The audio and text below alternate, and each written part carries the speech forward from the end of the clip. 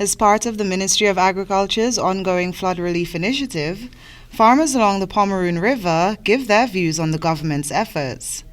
When asked about the costs associated with replanting and, in many cases, rebuilding their farms, our group of farmers had this to say.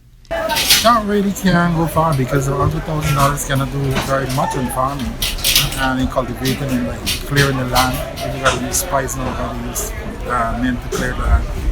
That wouldn't go much, but still thankful because it's right?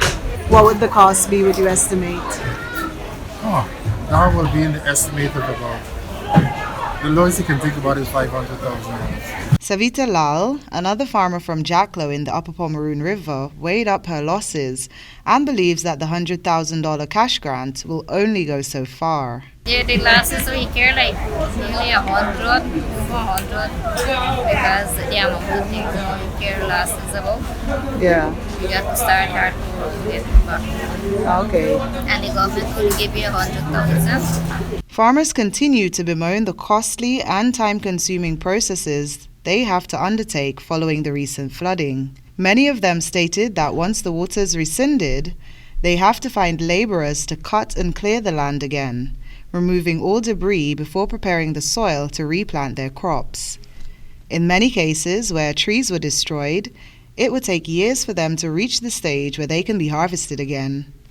A number of farmers who spoke with this newscast revealed that the famous Pomeroon pears were terribly affected by the flooding, and as a result, the fruit is now in short supply throughout the region and wider nation.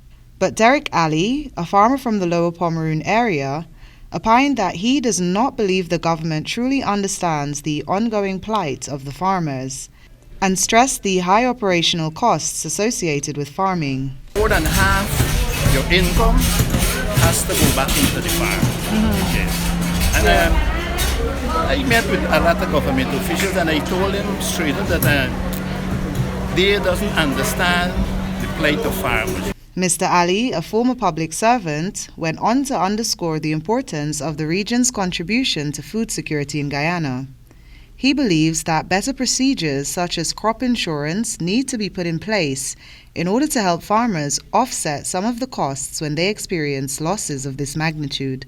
But with the farmer now, there's no system like, let's say, crop insurance, because if you plant and you lost because of the flood, there's no system in place to cushion the impact of the losses of the farmers, right? Collectively, the farmers of the Pomeroon River are requesting that the government engages more with their community and for them to work together more closely in addressing their ongoing needs. Reporting for HGP TV Nightly News, Melina Harris.